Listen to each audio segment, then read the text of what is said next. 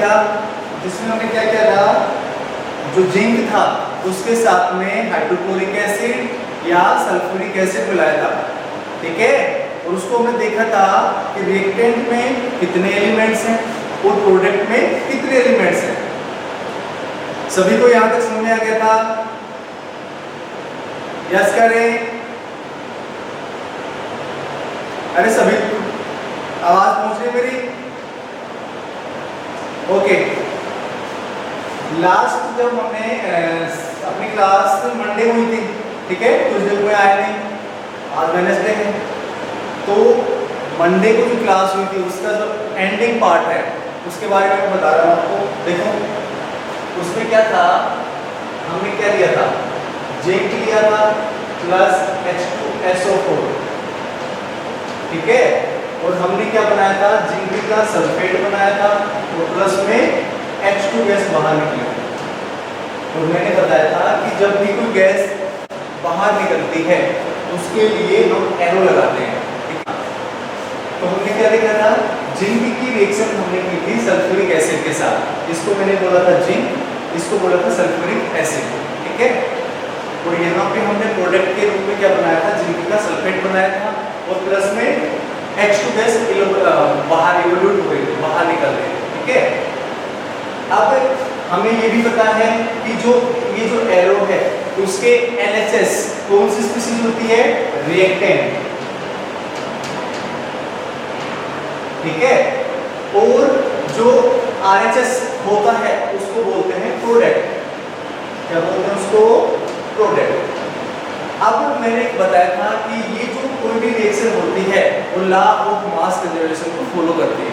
किसको फॉलो करती है, लॉ ऑफ मास कंजर्वेशन को फॉलो करती है। जितने एलिमेंट, मैंने बताया था आपको कि रिएक्टेंट के अंदर जितने एटम्स या मॉलिक्यूल्स पार्टिसिपेट कर रहे हैं ठीक उतने ही प्रोडक्ट के अंदर पार्टिसिपेट करने चाहिए। ऐसी इक्वेशन को हम बोलते हैं बैलेंस इक्वेशन या बैलेंस रिएक्शन बोलते हैं। उसमें मैंने टेबल बनाई थी, उसमें मैंने लिखा था कि नंबर एलिमेंट, उसके बाद लिखा था number of elements in reactant, और उसके बाद लिखा था मैंने number of elements in product. तब हमने देखा था कि जो एलिमेंट्स थे वो नंबर ऑफ मतलब रिएक्टेंट के अंदर भी इक्विवेलेंट थे और प्रोडक्ट में भी। तब हमने देखा था कि this is balance chemical equation. अब हम दूसरी इक्वेशन की बात करते हैं कि वो बैलेंस है या नहीं है, ठीक है। तो इसको मैं साफ कर देता हूँ, ये हमने लास्ट टाइम में देख लिया था, ठीक है। अब हम बात करते हैं आगे।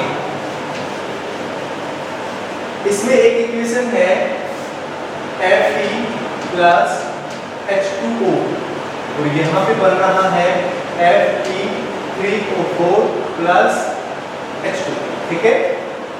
क्या बन रहा है यहाँ पे, Fe3O4 और H2। यहाँ पे इसको बोलते हैं आयरन, यहाँ पे ये क्या है, वाटर, यहाँ पे ये क्या है, आयरन का ऑक्साइड, आयरन ऑक्साइड, और यहाँ पे बन रहा है ये है हाइड्रोजन।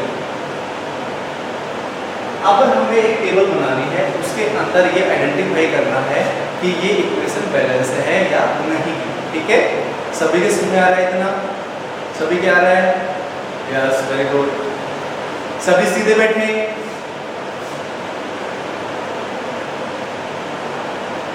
स्नेहा राजपूत, सीधे बैठे सभी? हाँ, तो हम बात कर रहे थे इसकी। अब यहाँ पे मैं लिख देता हूँ एलिमेंट,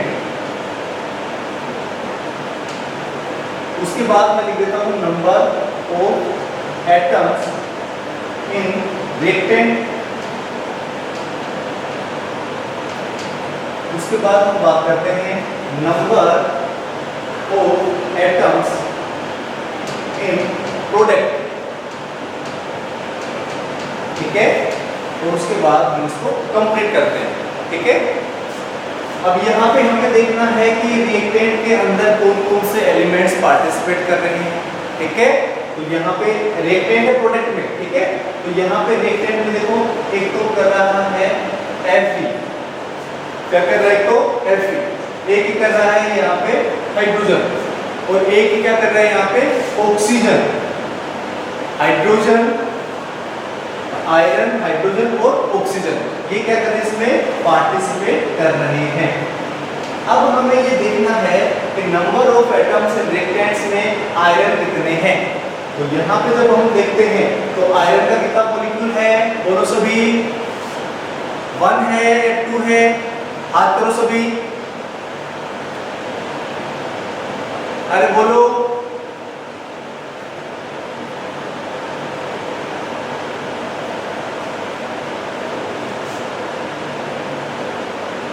वन है ना, अमन घटाना कितना है, बोल बोल, वेरी गुड।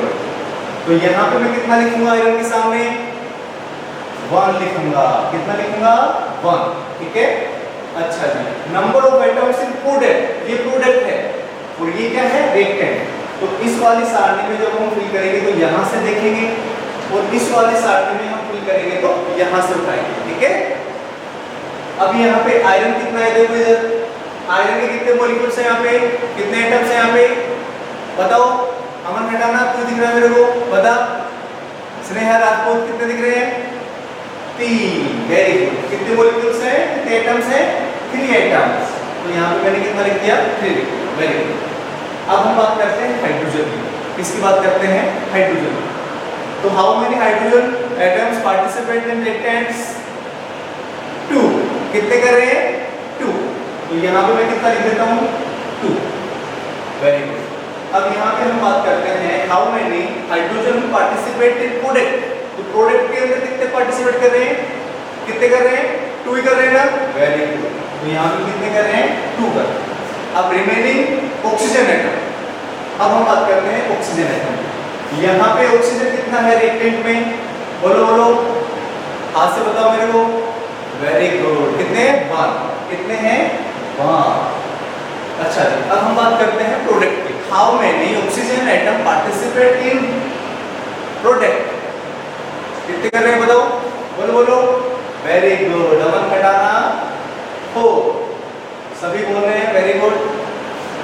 अब हमें बात करनी, अब हमें देखना है कि जितने रिएक्टेंट में हैं उतने ही प्रोडक्ट में है क्या। This reaction follow law of mass conservation, yes या नो, गर्दन हिलाओ यदि नो तो। देव सिंह ये पार्टिसिपेट कर रहा है, फॉलो कर रहा है, नो, क्योंकि यहाँ पे नंबर ऑफ एटम्स यहाँ पे देखो अलग हैं और यहाँ पे नंबर ऑफ एटम्स अलग हैं। तो this reaction can not follow the law of mass conservation. अब हमें इसे क्या करना है, बैलेंस करना है। क्या करना है, इसको बैलेंस। दिख रहा है सभी को, सभी को दिख रहा है,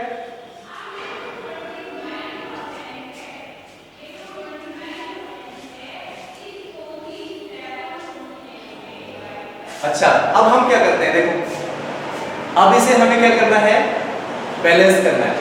तो सबसे ज्यादा एलिमेंट्स किसके हैं,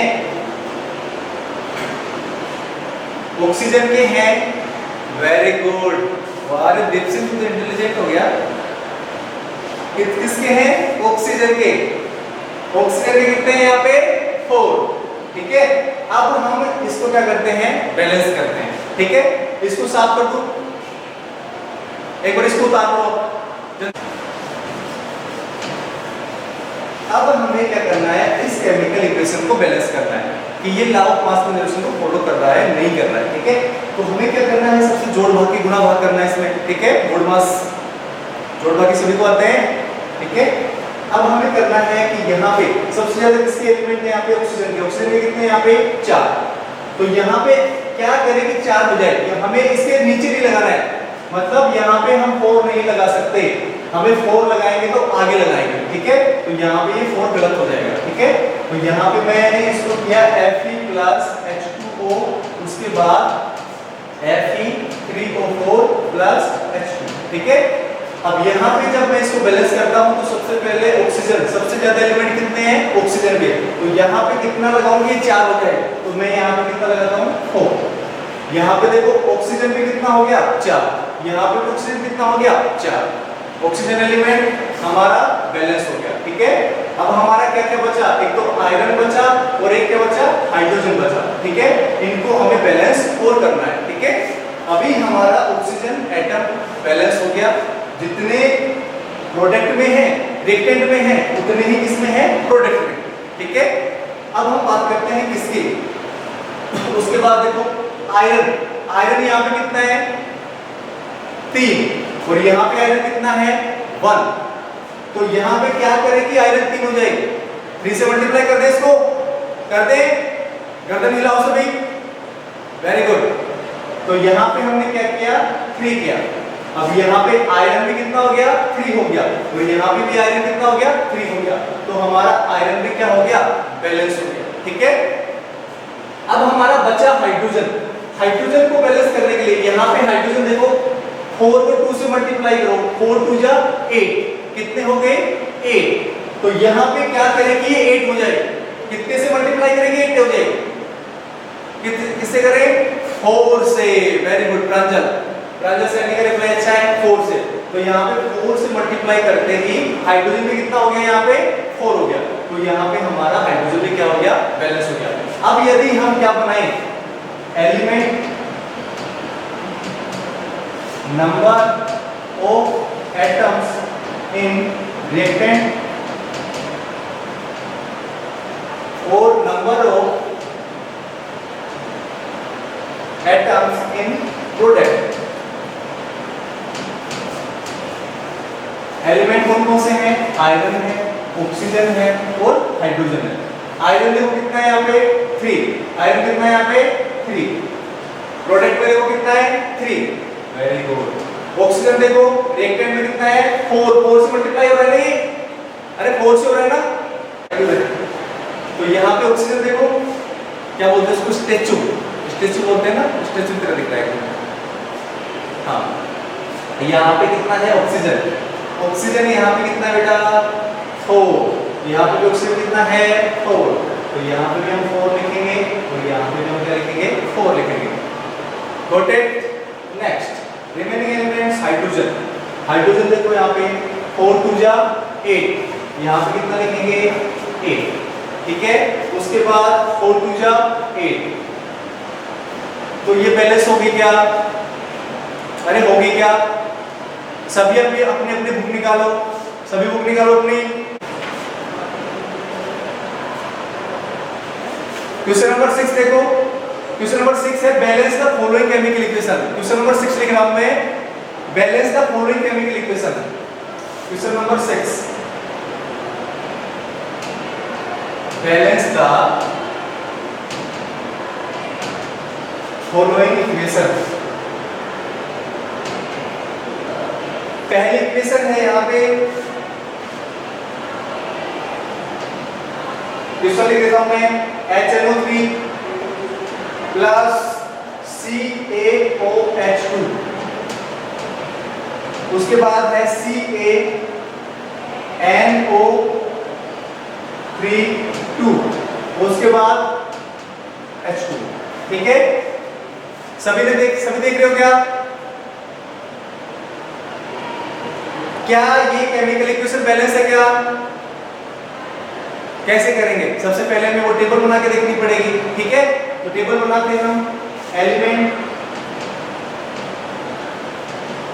नंबर ऑफ, तुम्हें बार बार टेबल नहीं बनानी है, बाद में तुम्हें देखना ही पड़ेगा कि रिएक्टेंट में कितने हैं, प्रोडक्ट में कितने हैं, अभी मैं समझा रहा हूं आपको। ठीक है, ये क्वेश्चन ऐसे एग्जाम में आता है, balance the following chemical equation 4-5 number का आता है, तो उसे आपको बैलेंस करना पड़ता है, ऐसे लिखना नहीं पड़ता वहां पे, उसको बैलेंस करके लिखना पड़ता है। ठीक है, उसके बाद देखिए आवाज आ रही है मेरी सभी के पास, this meeting will end in 10 minute.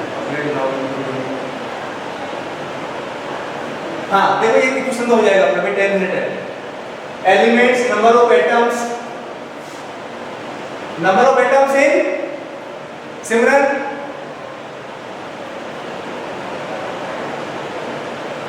Number of atoms in reactant, very good, number of atoms in reactants. ठीक है, उसके बाद number of atoms in product,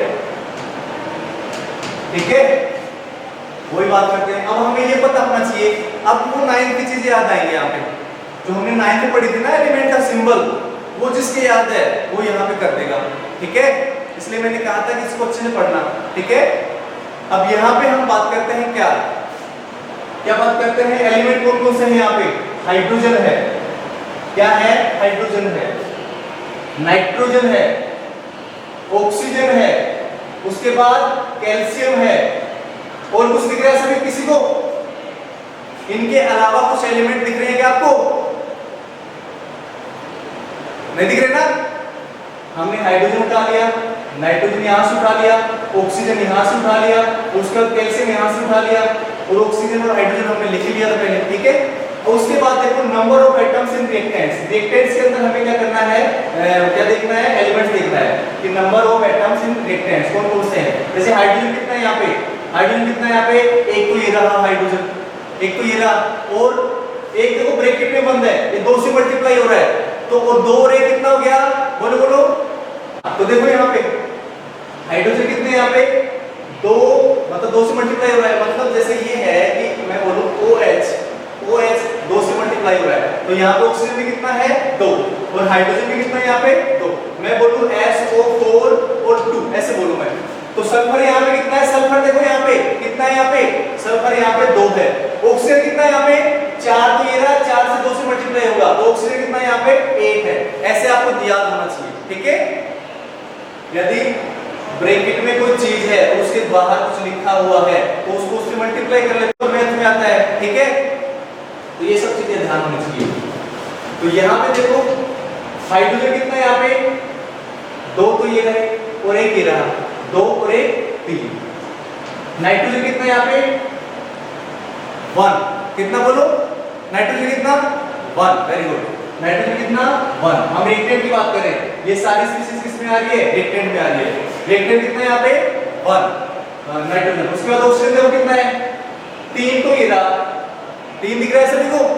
अच्छा जी, और 2 ये रहा, 3 और 2 कितने हो गए? बोलो बोलो, 5 हो गए ना? Very good. ऑक्सीजन कितना है यहाँ पे? 5।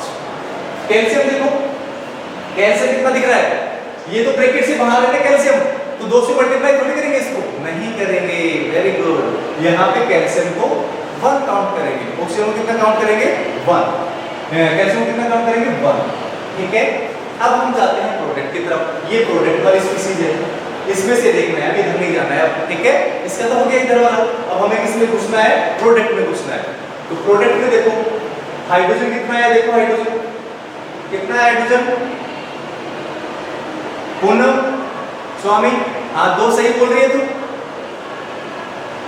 2। Very good. कितने हैं यहाँ पे? 2। अच्छा जी, हाइड्रोजन कितने हैं यहाँ पे? 2। उसके बाद हम बात करते हैं नाइट्रोजन की। नाइट्रोजन कितने यहाँ पे? देखो 2 से मल्टीप्लाई हो रहा है, 3 तो किसके लगा हुआ है? ऑक्सीजन के लगा हुआ है। इसको 3 2 6 थोड़ी बोलेंगे? नहीं बोलेंगे।